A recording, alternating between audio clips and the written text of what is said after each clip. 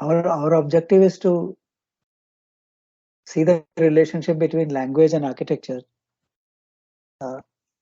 in the local or traditional context. So today I will be sharing some interesting projects with you done earlier, and to see how it is possible to link language with architecture. See, language is very well interwoven with music, dance forms, and other literature and other creative, let us say, disciplines. But architecture alone is actually, let us say, taken over by English language, though that is not the case in many countries. But at least in our countries, it has been totally taken over by English language. Did you hear what President of Council of Architects has to say? I think I had shared something on the group. Did you see that? I have seen, sir. It is wonderful what he has mentioned about Bharatiyata, and means So I'm happy after so long. Did all of you see that? Somebody has said that to the President of Council of Architects. Yes. Did all of you see that? So till Janil joins, why don't you all see that? Please see that. Just it's a 2 minutes talk by. It is just 2 minutes, yeah. 2 minutes. Just I had shared the link. It's a Facebook link. Please hear him out, because then I have to speak on that to you. Hello, sir. Yes, Mitra. Yeah, last class you said that you can see in your own language how literature has changed things and all. So last semester we had studied Hanuman as a deity. Yes. Okay, yes. so yes. yeah, so while I was researching about that, I came across that Hanuman as a deity was not seen before. According to the literature in Hindi by Valmiki, he was not a deity. He was just a helper who helped Rama, who was very devotee person. But I'm emphasizing on the language, how it affected. When Tulsidas ji wrote Ramayana again, he showed him as a devotee of Ram a lot and things like that. And that picked up, and that's when, after 15th century, he was seen as a deity. So both are Ramayana, and yet language changed a devotee into a deity. Very good. It's a good observation. Yeah. And one of the main reasons is the development of Hanuman Chalisa. Yes, yes. That's the main reason, because Hanuman Chalisa exists only in the North Indian script and language, not in South India. There is nothing. Yes. And because Hanuman Chalisa sort of, if you kind of a belief grew that if you chant Hanuman Chalisa, you will not have fear. Yeah. It's a belief. Yeah. So and actually, children all over in North India, they start chanting Hanuman Chalisa in the night when they go out, when they're afraid. If they have to go alone somewhere in the dark, they'll start chanting Hanuman Chalisa. It's a belief. Yeah. And it was also because of the like in 15th century, when Tulsidas was on the peak, that time Muslim invasions were also more. So everyone was looking for a deity as a guardian deity, and Hanuman had all those qualities of a guardian deity. So it picked over even more. Like there is a political, there's also literature also. There are many things that made this happen. You can do maybe a project on compiling information about all Hanuman temples in India with this as a background study. Yes, yes. Right. So you can do it as a project. It could be your thesis also, M.Arch thesis. Why not? Okay. See, one of the reasons why I have asked all of you to write paper is to discover a possible master's thesis topic. Your master's thesis topic has to be related to all that you have been learning since first year. And all the projects that you have done are also oriented towards trying to appreciate traditional systems of design, construction, and communication as well. Language is medium of communication. Okay, so this particular exercise, the language is basically part of Indology, but I am taking this so that we can create a kind of a link between language and architecture, and you can sort of uh, put yourself in a position to do a thesis which will be bilingual in nature, English as well as the language in which you are going to work. Okay, it will be nice to see I will tell you the importance of this. If you have heard the Mr. Habib Khan, architect, speaking about in whatever is it, what is interesting is that we have been calling Council of Architecture as Vastu Kala Parishad ever since it was formed, correct? Yeah.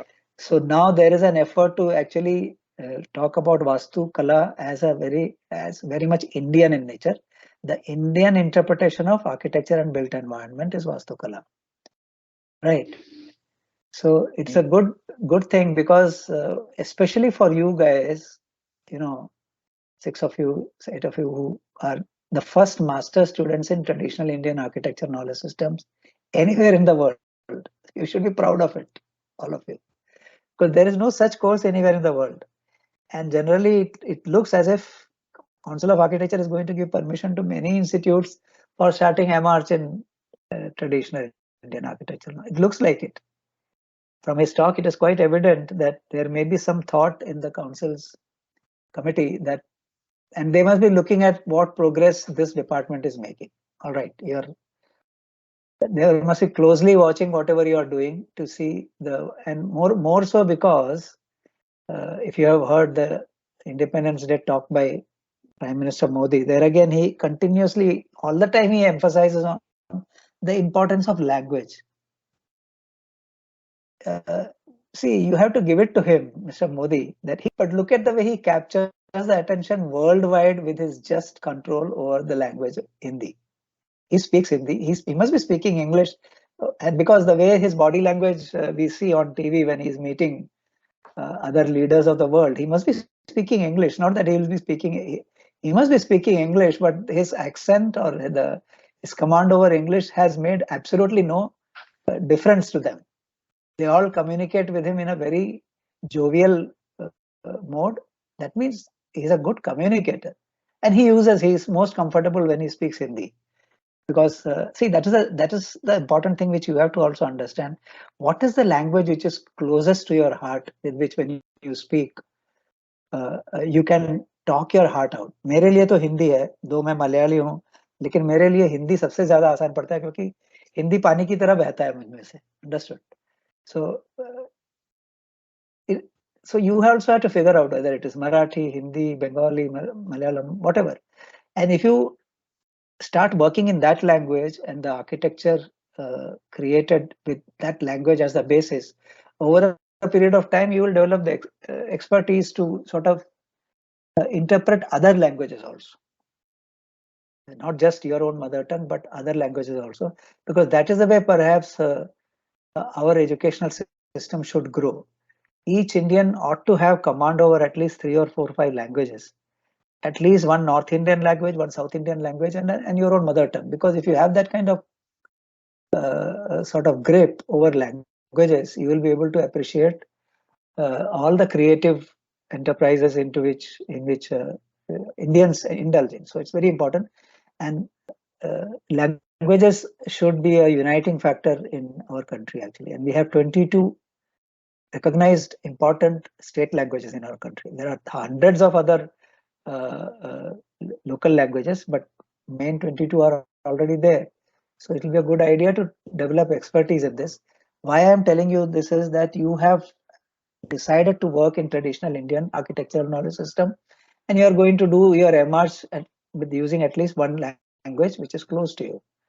But what after this? What are you going to do after this M.Arch? That is a question.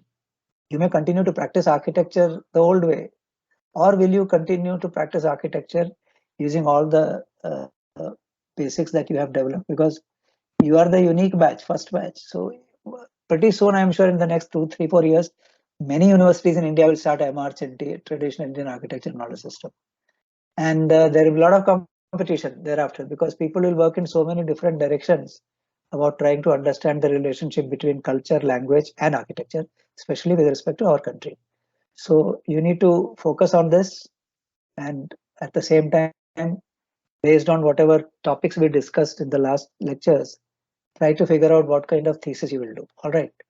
So with this introduction, okay. So I'll start with today's session and show you some examples. Okay, so today we will see, last time we discussed about the importance or the relationship of language with creative disciplines. Architecture I kept aside for the last session.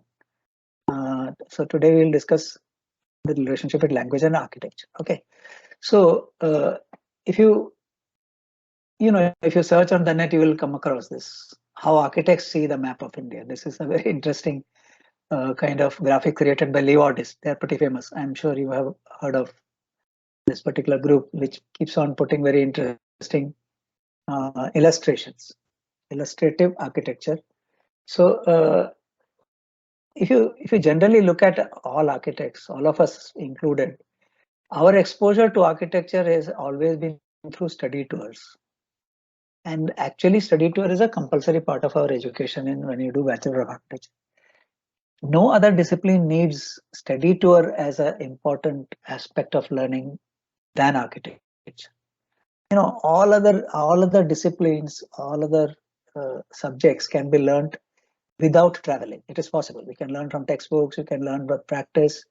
You can learn with skill development. You don't have to really travel to do this. But architecture is one discipline. If you are not traveling, you are not learning anything.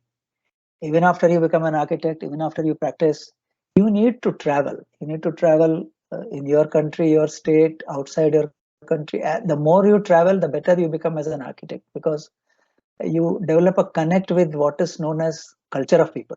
Understand? That's the significance of the relationship of architecture to culture. When you travel into another culture, another climate. You actually physically have to experience how people create spaces through architecture in their own climatic context or cultural context.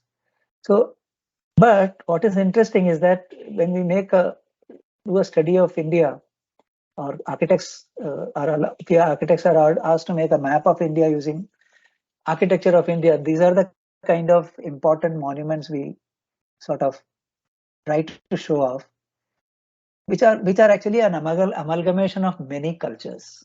All these, what you see here, Livardist or any other map you look at, amalgamation of many cultures which have existed in India since several centuries, is shown as architectural or works to be worth visiting. So we make a list of places to visit.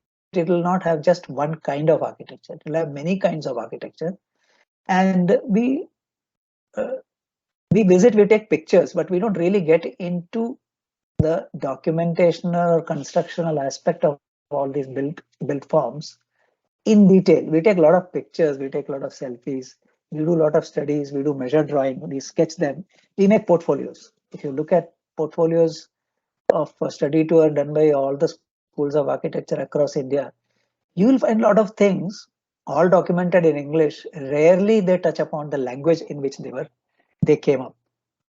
If you go a bit deep into the history of these built forms, you will find that there is a definite language which is the backbone of the development of language and terminology, which is actually the backbone of development or existence of these buildings in their own historical context.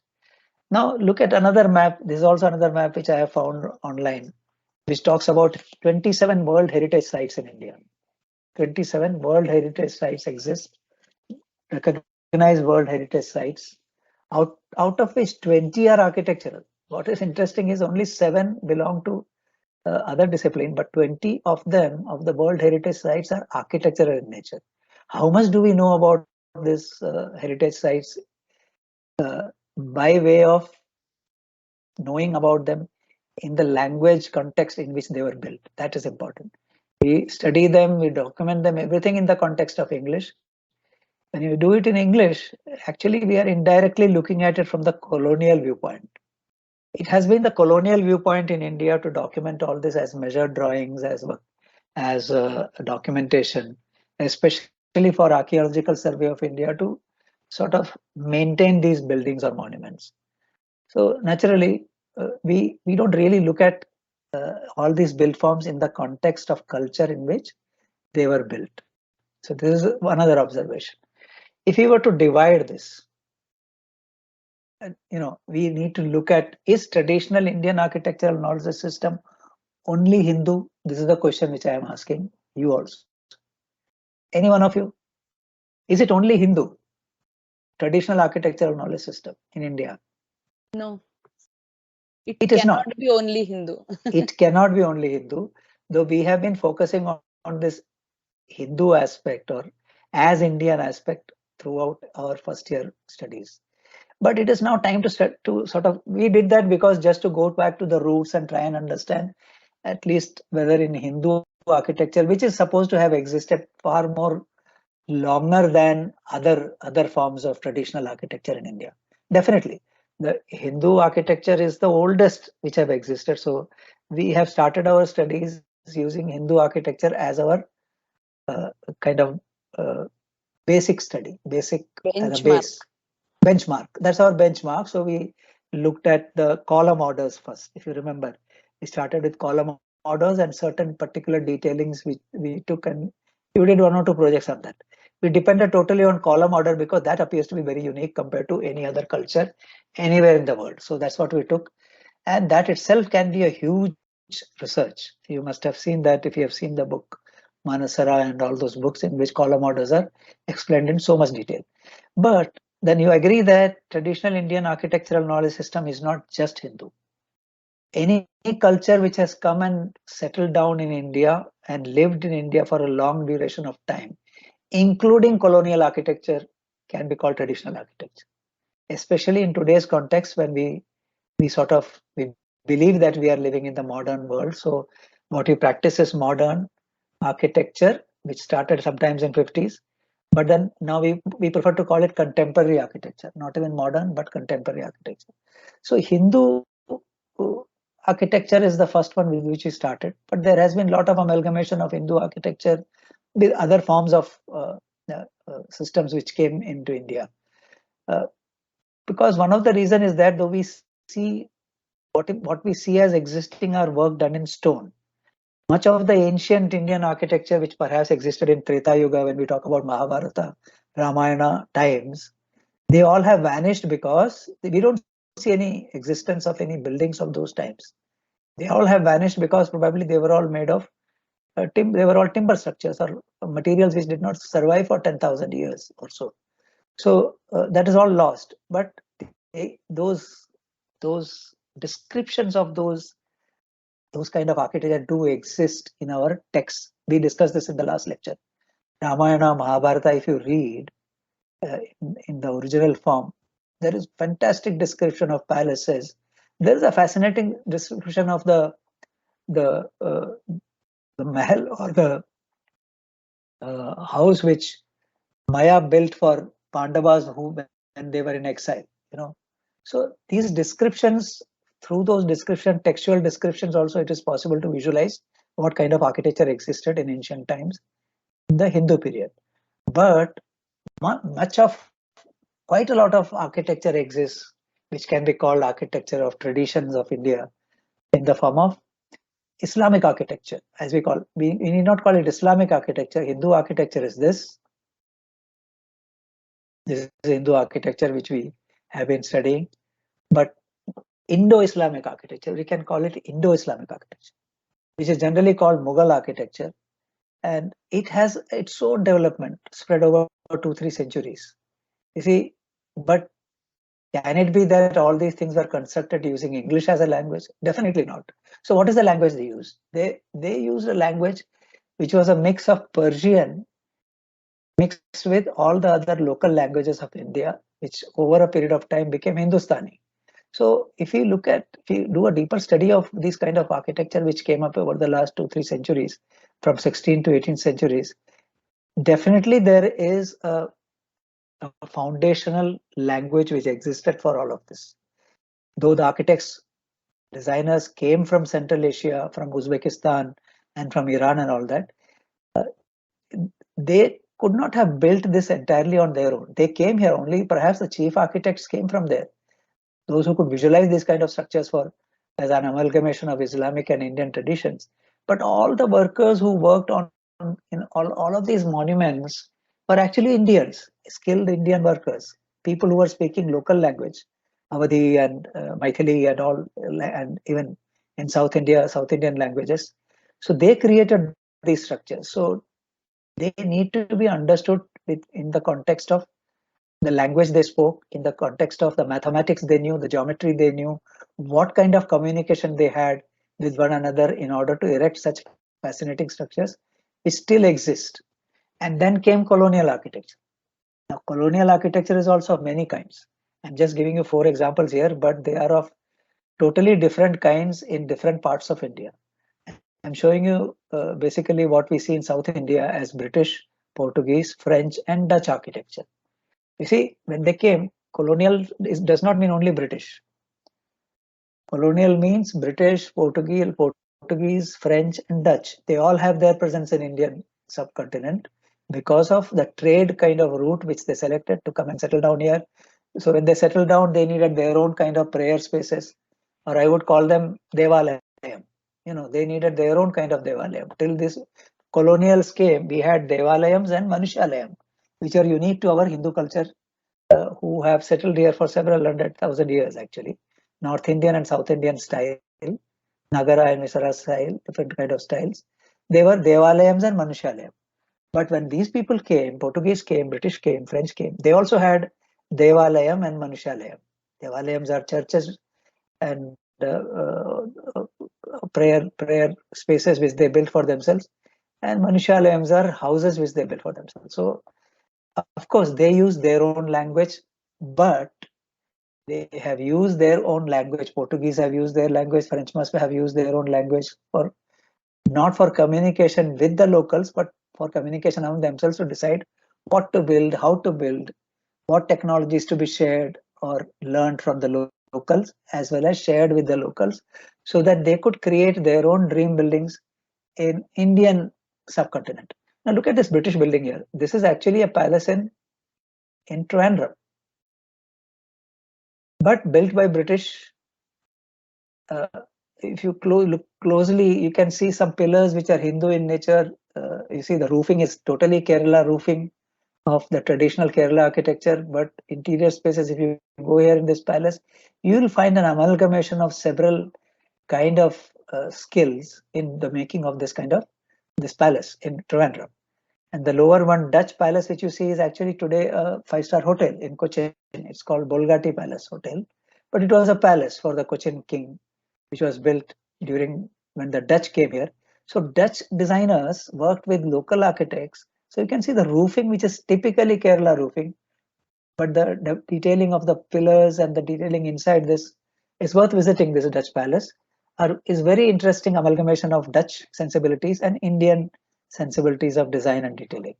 Those of you who have gone to Pondicherry would definitely remember the French influence in Pondicherry's architecture, which is once again amalgamation of Indian skills and as well as French sensibilities of spaces and use of spaces. So this is colonial architecture, which I would call traditional Indian architectural knowledge system, which is a syncretic system which grew in our continent, survived for 2-3 centuries.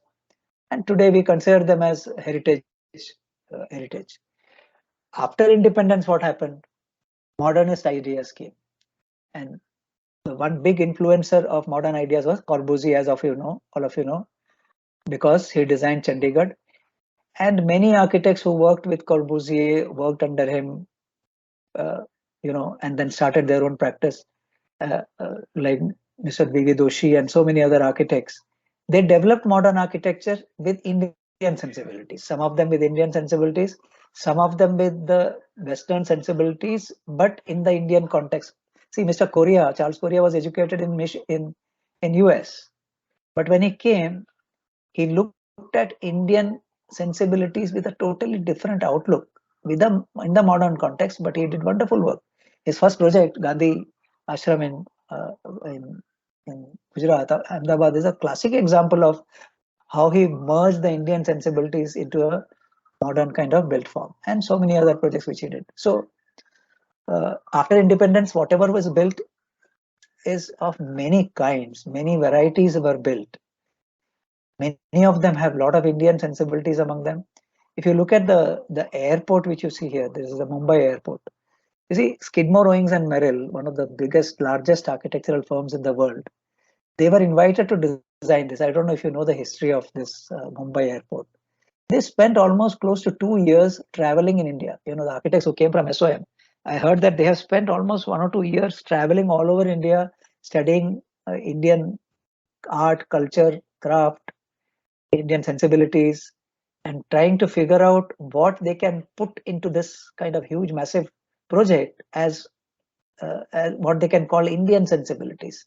And that they have done a wonderful job. All of you who have traveled and gone through the Mumbai airport would agree that they have Skidmore, Owings and Merrill have a wonderful job in bringing together Indian sensibilities into their design.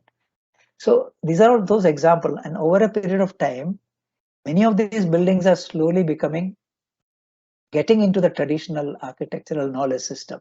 Say 100 years from now, we will, if many of these buildings which will survive, we will say they are traditional Indian architectural knowledge system in the context in which they grew. So if you want to give a new definition to tradition, tradition is what survives for several decades. It's for, can't even say decades, but survives for several generations of use.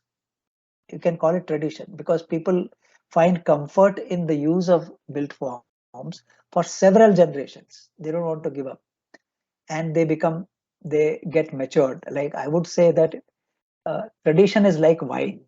You know, the more it gets matured, the better it tastes. So traditional architectural knowledge system is like a much matured wine. The more you keep it, the better it matures. So we have to really look at traditional architectural knowledge system with this kind of approach, and we cannot look at it if we don't understand the linguistic background in which this kind of built forms emerged. So of course you may argue here that this modern architecture evolved with English as a background.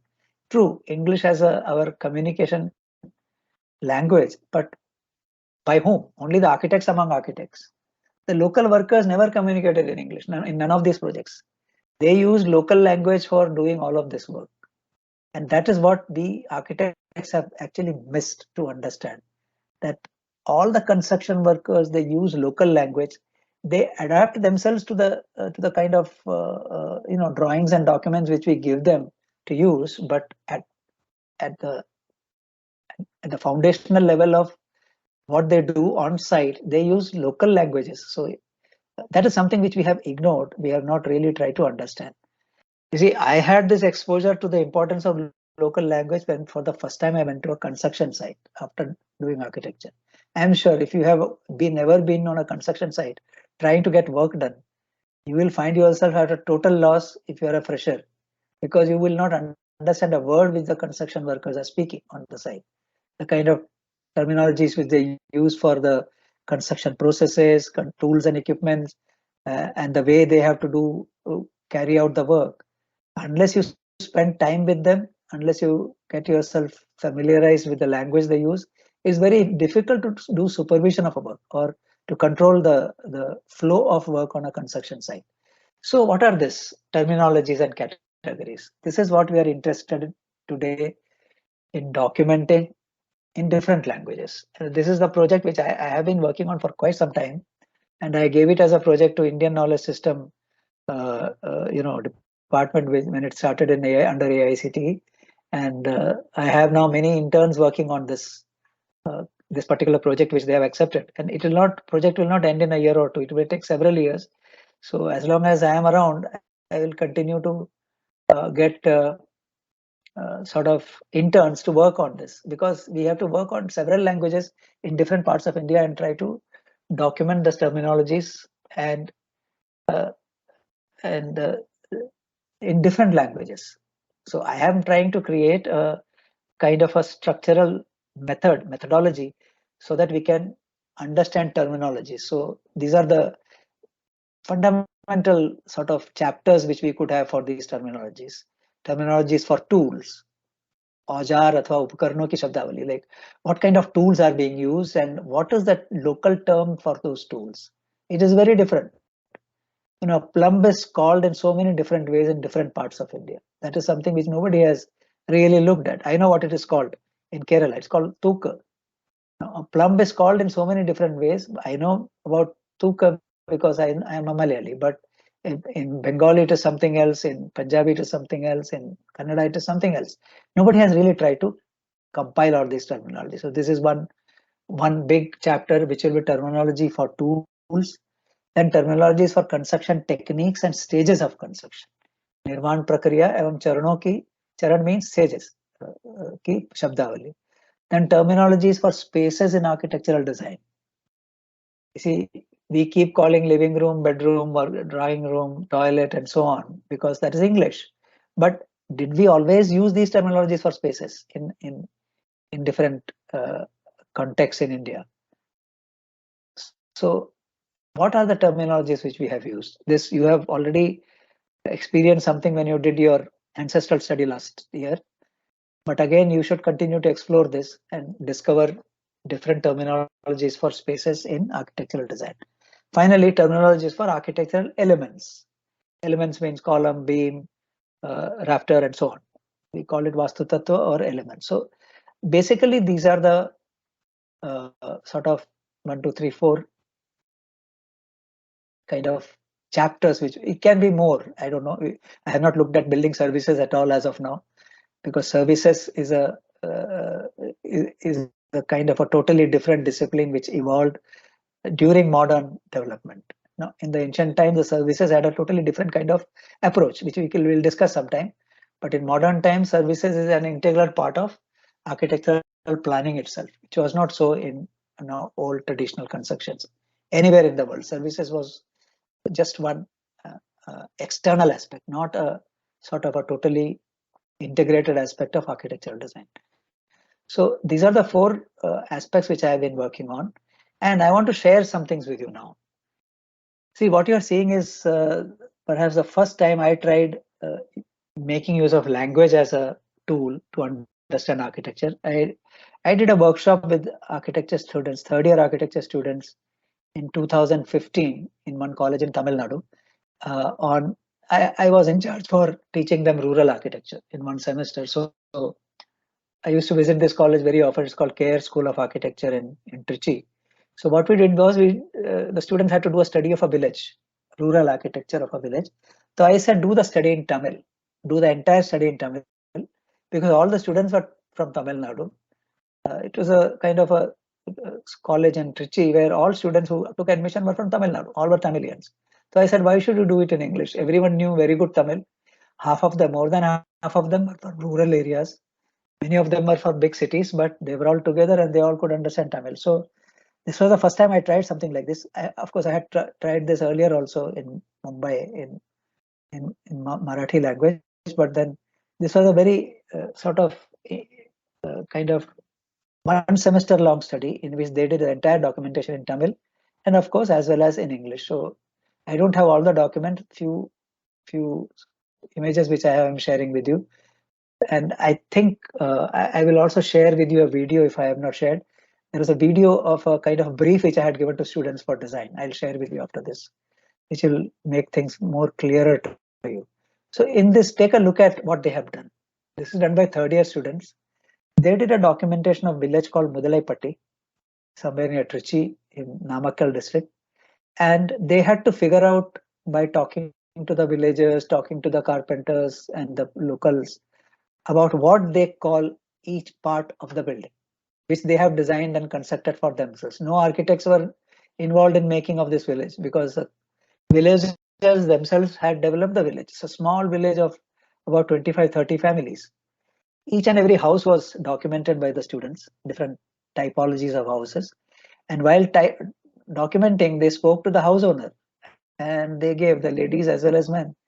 They were too happy to sort of tell them what they knew about architecture which they created. So you can see here, everything that is mentioned in Tamil is in the Tamil term, and what is written in English is there, which is as a generally we know as English. So these are few of those. I don't have all the documents with me, The portfolio were all not done digitally, they were all done manually. So I had few pictures. I have requested the college yesterday to share with me if they have, but if I get, I will probably show you this in more detail later.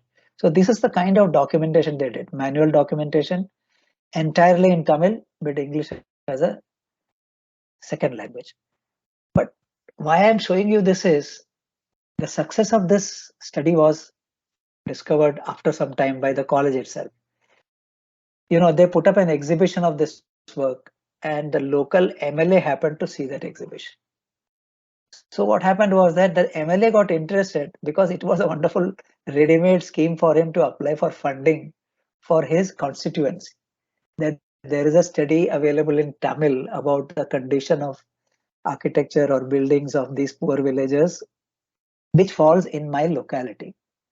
So he sort of requested, so the students made a presentation in Tamil to them, to the MLA, and that he took away, and probably he succeeded in getting a lot of fund for his constituency. So this was a very good eye opener, because perhaps this was the first time that students did a project and then MLA got interested and it got used up. The project itself became very useful for them to look for sort of funding for developing that area. Now that village later on has developed quite a lot because the MLA got funding. He put a lot of funds in developing that place. Similar thing happened again next year when they did another project. The students did another project with bamboo, using bamboo as a material in another village. I was also involved in that. I don't have the details of that. Maybe if I get, I'll share it with you. In which the local MLA again got interested. The Hindu newspaper got interested in architecture students doing such kind of project in rural areas. So it got funding. So here is a wonderful opportunity for you to create kind of projects in which you can interact with the locals so look at the kind of detailing to which the students had gone. These are the only sheets which I have to show you, but every aspect of construction technology, terminology, materials, method, which I was talking about, they have actually documented here in Tamil language. Okay, so now I'm going to show you some of the work which recently some of the interns, IKS has sent me some interns to work on this project. So I have one, fortunately I have got interns from different parts of India. So this is one intern from Bengal. I have not met him. He's an architect who's practicing in Calcutta. His name is Jyoti Kumar. So he is doing in Bengali. You see, I can understand Bengali, I can read Bengali, but I'm not very, I know I can speak also Bengali a little bit. I can follow very well when people are conversing, but only a Bengali could do this kind of detailed research into terminologies in Bengali language, which are connected to describing architecture or as part of architectural build form. Now, this is what he has been doing, and he keeps in touch with me. It's a project which he has got. He's currently an intern, and Government of India has given him funding to do this. So he's going to travel in different parts of Bengal, collecting terminologies. So this will be a very good addition to Bengali language, the terminologies in Bengali language related to architectural design and construction. So this is by him, Jyoti Kumar Nandi, technical terms. So he said he wanted to focus on temple building in Bengal. There is a place called Bishnupur, which is famous for the terracotta temples which they make. So he's studying the architecture of temple of Bishnupur and the related terminologies of temple architecture also. So he's doing this kind of compilation of terminologies and trying to explain everything in the context of Bengali as a language in architectural design and construction. So very interesting. I am also learning quite a lot because of his kind of research into this. So I thought I'll just share with you what he's doing. This is in Bengali. This is an ongoing project. It will last for another 2-3 months till he gets his, scholarship for working on this. So this is, we are interacting on a day-to-day basis on whatever he's doing. So this will keep adding to my vocabulary also. Probably all this will be compiled later by IKS people, or even we can do it, I can do it, anybody who's interested in doing this can do it, because this will be open source and shared. It will be open source, no secret about it, so that you can compile them together. So technical terms which he has collected, these are all technical terms. Earlier you had other kind of terms. So arch, reinforcement, batten, beam, all these words he's trying to collect, which is generally what Bengalis workers use on construction site. I have to actually convert what is the pronunciation of Bengali. I will try to now write down in English also, so that anybody can read. Okay, so this is it. Now, next is another intern of mine who is from Kerala. Luckily, I got one intern from Kerala. She is an architect, also a teacher in Kerala. So she has got this internship to document construction stage terminologies in Malayalam. So of course, I know Malayalam quite well. I have also done this before. So she is discovering new terminology which I did not know earlier. So this is her work, which is a continuing work as an IKS intern.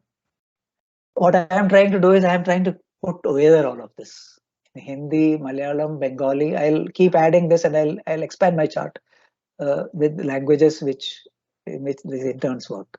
So this would be definitely be my objective is that this should slowly lead into developing an encyclopedia of architecture and construction terminologies, which will be very interesting once we have it at preferably in a digital format, because then it will be accessible to anyone.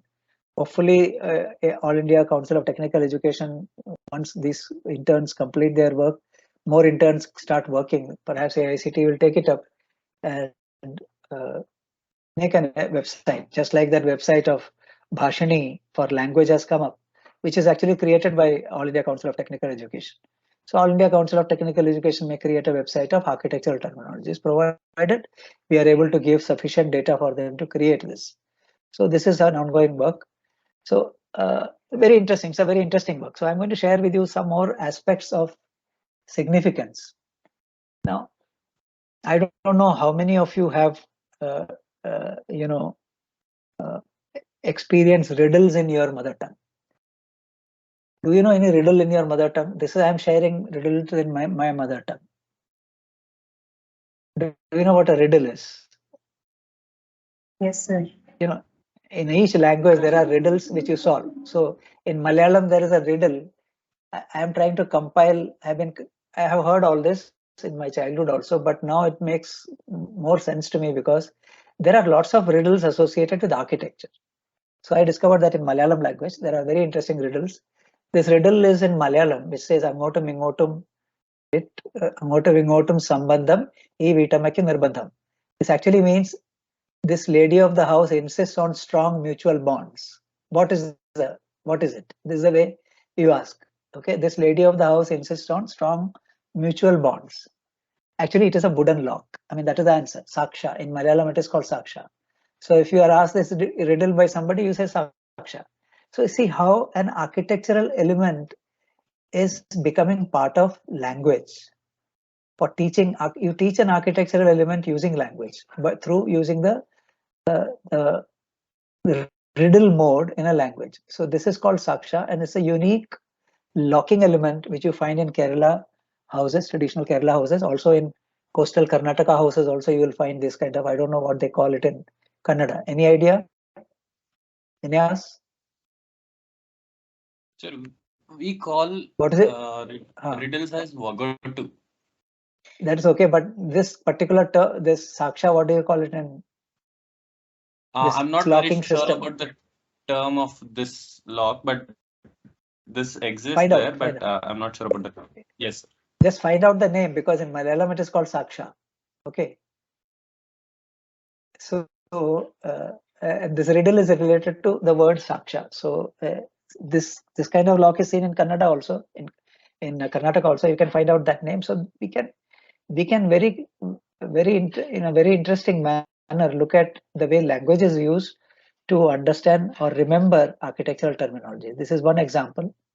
I'll show you one or two examples more from Kerala. This is another example. This goes like this in Malayalam: Kilu kilukkum kikkilukkum uttaratil chattirikim. I mean, it's very rhyming also. See, riddles have one wonderful quality in a language. They will have a very rhyming quality. So in Malayalam, when you hear Malayalam, you can see the rhyming quality of this. Kilu kilukum kikkilukum uttaratil chattirikum. It means kilu kilukum means jingling. The word jingle in Malayalam means kilu kilu. So kilu kilukum kikkilukum. It will keep jingling, but it will stay dead on uttaram. Uttaram means wall plate. In Malayalam, uttaram is actually uttaram in Malayalam, but uddhara is in Sanskrit.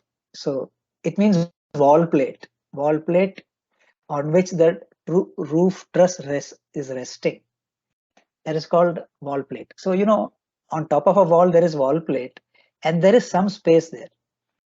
If you go to these traditional old homes of Kerala, and I have also lived in my home, I know that it is practiced to open the door, come inside and keep the keys on the uttaram, on top of the door, where the wall plate is. There will be space on the wall because the wall plate doesn't cover the entire wall.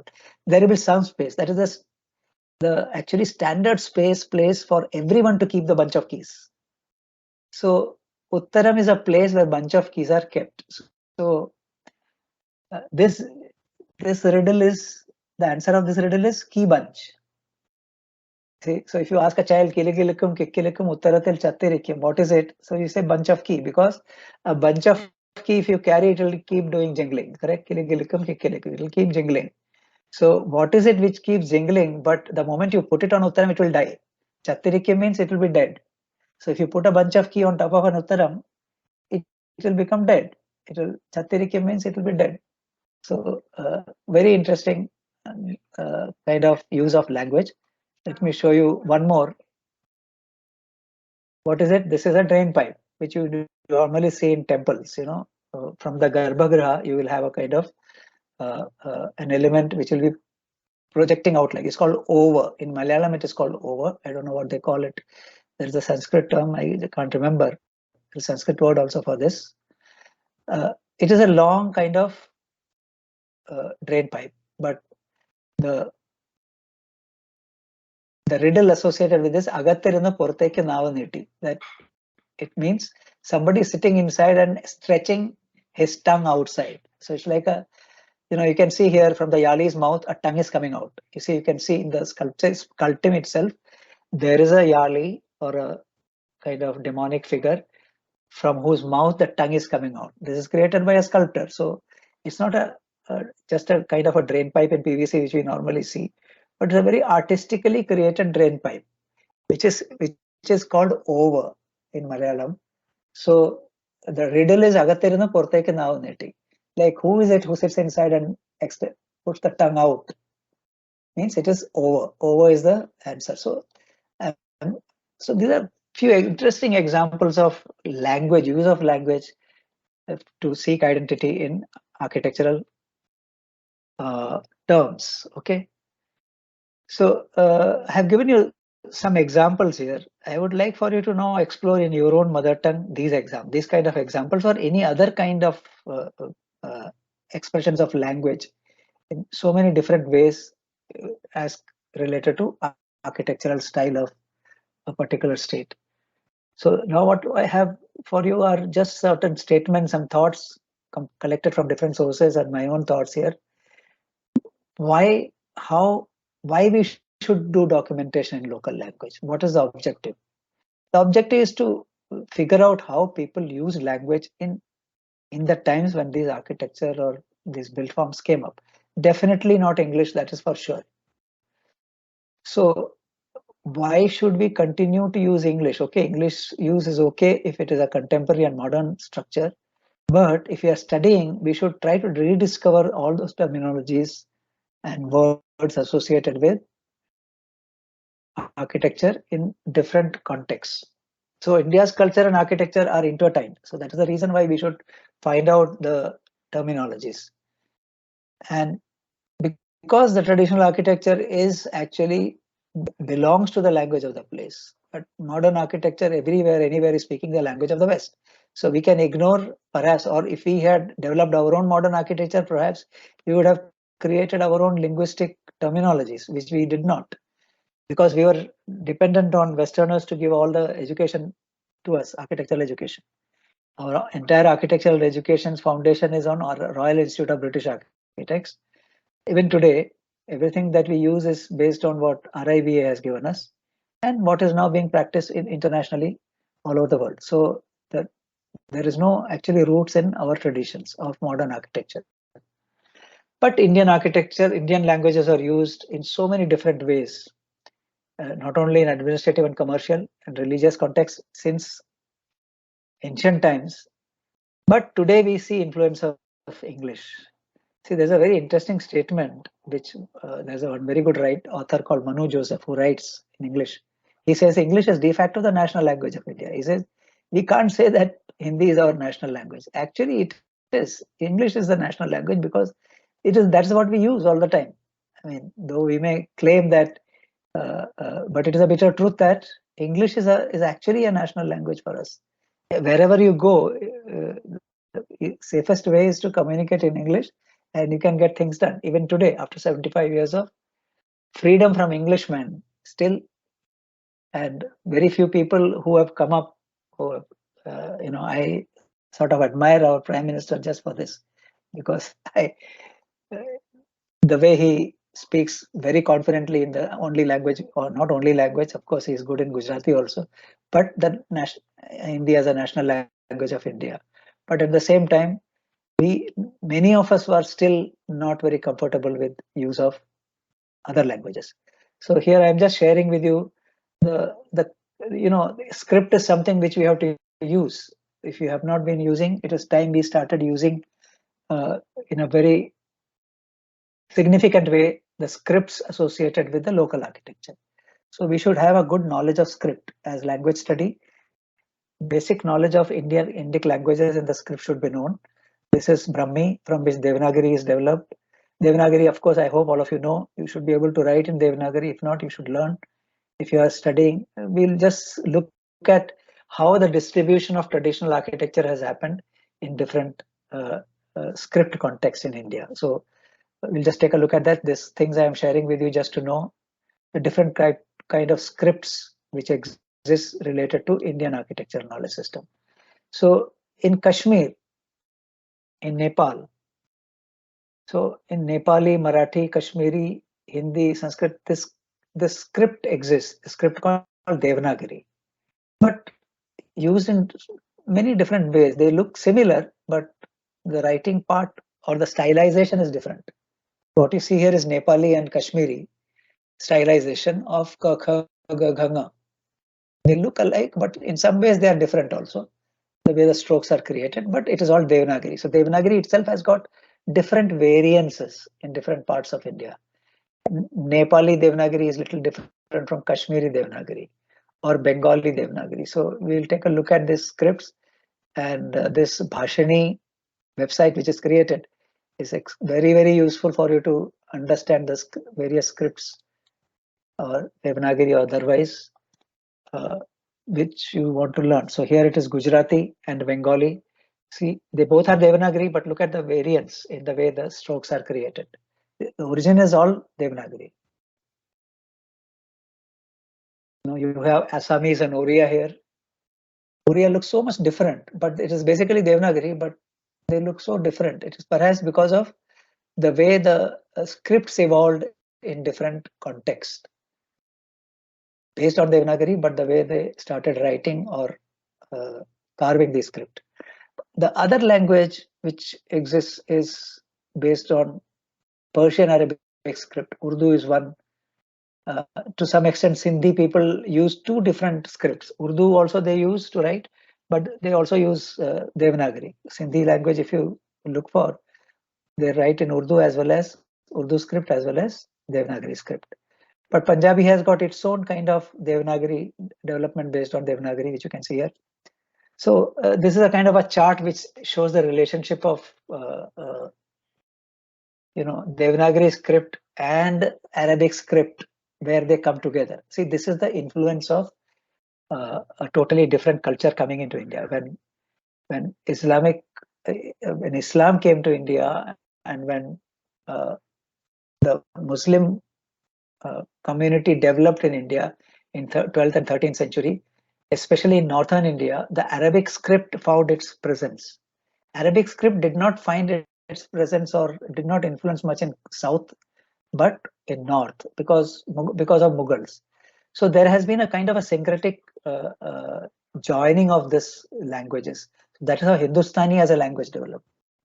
A mix of Urdu, Arabic, and Sanskrit and Prakrit, they all mixed together. So Hindustani is a language which developed in northern India. So standard Hindi and Urdu, which actually originated during the Mughal rule, and they created a kind of a speech which today is generally known as Hindustani, but the original word for it is Rekhta, or a mixed speech. It's called Hindustani today. And it is a kind of, and Hindustani became the language of Bollywood also for a long period of time. And it still continues to be the language of Bollywood, in the world of entertainment. So this is a new development where Brahmi script, Devanagari script, the words from both the sides got mixed, and a new kind of culture evolved of use of language. So in Hindi, if you look at pure Hindi also, there are several. If you want to document architecture of Uttar Pradesh or Bihar or Madhya Pradesh, there are different dialects which are spoken there. Awadhi is a dialect, Maithili is another dialect. It cannot be that whatever has happened in the Awadh context, English was used or some other language was used. Awadhi language must be having so many terminologies associated with the architecture which was created in Uttar Pradesh and Madhya Pradesh. That is not documented as yet. Unless someone tries to figure out those terminologies, we will be slowly using them. And Hindi, Urdu as a language developed in western part of India, around Delhi, UP, Haryana, all those places. So you have Punjabi there, but at the same time, Urdu mixed Hindi, which is a language from 16th to 18th century on, and all kinds of creative developments which happened there has its presence of Hindi-Urdu mixed script. So what we use as our India's official language, Hindi, is Khari Boli, which is again a Devanagari script, which is very different from other scripts of Hindi called Brajbhasha, Bundeli, Awadhi, Marwadi, Maithili, Bhojpuri. There are so many varieties of Hindi, which you can see and experience if you go to different parts of Uttar Pradesh and Madhya Pradesh. From place to place you move, you will find a different intonation, different ways of speaking, different ways of using grammar, and different ways of expressing, even in writing. So, but among them, Khari Boli is the one which is selected as the official Hindi language in India government's context. Okay, Bihari is another actual name which has got 3 different languages: Bhojpuri, Maithili, and Magadhi, which is actually spoken in northeastern India, in Bihar, and eastern Uttar Pradesh, etc.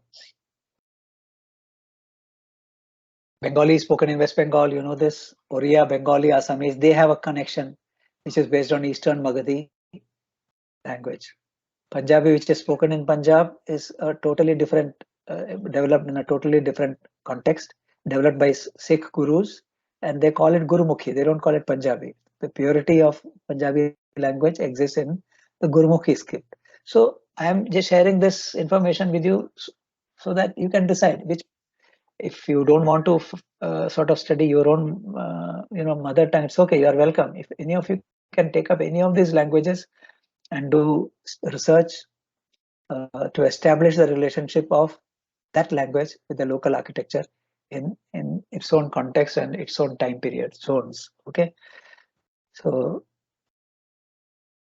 these are the relationship. Sindh had a very great influence from Arab side, Persia, Turk, and so many places.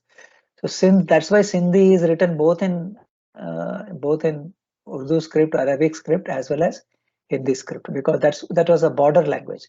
Today Sindhi is shared between India and Pakistan also. Pakistan has got the majority of Sindh with them. So all the Sindhis who decided to stay back in India came to Mumbai and settled down in a place called Ulhasnagar. And Sindhis are there all over India, but the majority of them you find them in Mumbai actually. But the pure Sindhi people are actually now in Pakistan, on whom the influence of Persian is much more than the portion of the influence of Hindi language. But look at the exact opposite is the Dravidian language family. We are speaking about North India. Now look at South India. Tamil, Kannada, Malayalam and Telugu, spoken by so many people. It is considered older than even the North Indian languages. Tamil is supposed to be one of the oldest or perhaps the oldest language in the world, very rich in nature. So it's a totally different language altogether. The scripts are also totally different compared to the Devanagari script. But what is interesting is that there has been an influence of Sanskrit, the pure Sanskrit language in South Indian languages. A lot of words you will find common. Though the language development, the script development is independent of North India's inscriptions. But there is a lot of influence. It is perhaps because of the spread of Hinduism and the preservation of Hindu culture and temple culture is much more strong in South India, because South India did not face much of the kind of invasions which happened in Northern India. Perhaps that is the reason why Sanskrit in its more pure form exists in the scriptures and the languages of South India. And Dravidian people of South India are definitely very, very different from the North Indian people. Of course, there is still a lot of controversy about Aryan invasion of North India, etc. But yet you can make out from the anthropological comparison that there is a distinct difference between Dravidian people of Southern India and those of the Northern India. Northern Indians look more fair. They've got more kind of Caucasian type of figures compared to Southern Indian people. So, but Dravidians are the original natives of the Indian subcontinent. This is generally an accepted fact, whereas in Northern India, people must have migrated from different parts of the world and slowly come and settle down in Northern India. So that is the present understanding of experts. So today the real question is, what is the influence of English? See, I have been speaking only in English all this while, though I was tempted quite a lot to speak in other languages, but then we will not understand. Hindi में भी बोल सकता हूँ, काफी लोग समझ जाओगे, but ऐसा जरूरी नहीं है कि मैं हिंदी में बोलता रहूं तो सब लोग समझ जाओगे, क्योंकि speed also matters. So what is the influence of English? Is this Western influence here to remain forever? Looks like it. I don't think we'll ever be able to get rid of the Western influence on our language and the way we communicate with each other in our country. It is there. It will remain. English medium will remain here for good. I don't think we can get rid of it, because we need to play a very vital role in the global scenario also. But that doesn't mean that we succumb totally to the influence of English. That is the important message that I want to give you, that do your study keeping English as a support system for you, but do an in-depth study of the language in which the architecture of your region, the region of your mother tongue, or any other of the 22 linguistic regions of India. You can pick any of those 22 linguistic regions of India and try and discover the influence which language has had on the architecture. Along with architecture, of course, other creative disciplines also become, over a period of time, they become part of architecture, which we have already discussed in our previous lecture. A lot is going on at various levels. So you could take this up as a kind of foundational work for your project work, which the thesis project which you have to do this year.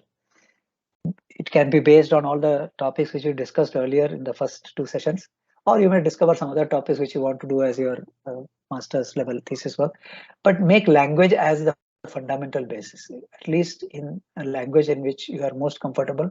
Try to do that in that language context. And I will once again recommend use of that Bhashini website. Once you get into it, I'm sure you will get hooked on to it, because it will give you a lot of encouragement to continue to work in one language. Okay.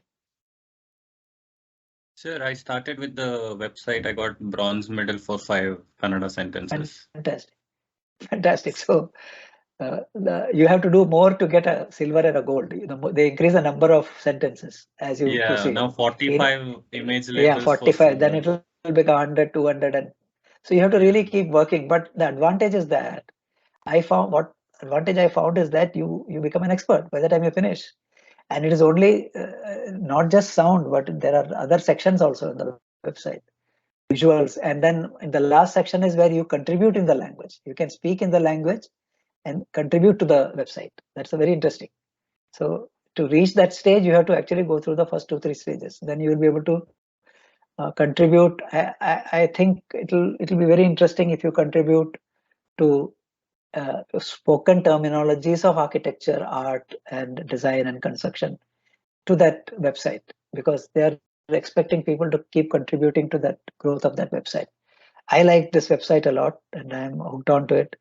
I am onto Hindi now. Of course, Hindi I'm pretty good at. So, but I'm just brushing my knowledge of Hindi. Maybe I'll try Marathi and other languages also over a period of time. So please do it. Okay. Sir, recently I found out what we call juggly or Thinnai Taluram in Tamil, juggly in Kannada. It's also called Patsale in Kannada. So I'm guessing that word came from Patashale. Like probably they used to teach children over there in that space. So yeah, so people still call it Patsale in the rural part of the country. So language also has got to do with the culture and the history of the community. So what happens is, see, when you discover these kind of things, you cannot put them in a narrative form. You have to put it in a matrix form, in a table form. Understood the meanings? I have been showing you tables, different tables connecting, kind of a matrix connecting words which mean the same in different languages. So maybe you'll have to do it. So you can do it. Okay. Yes, yeah. Okay. Bye. Bye, sir. Bye.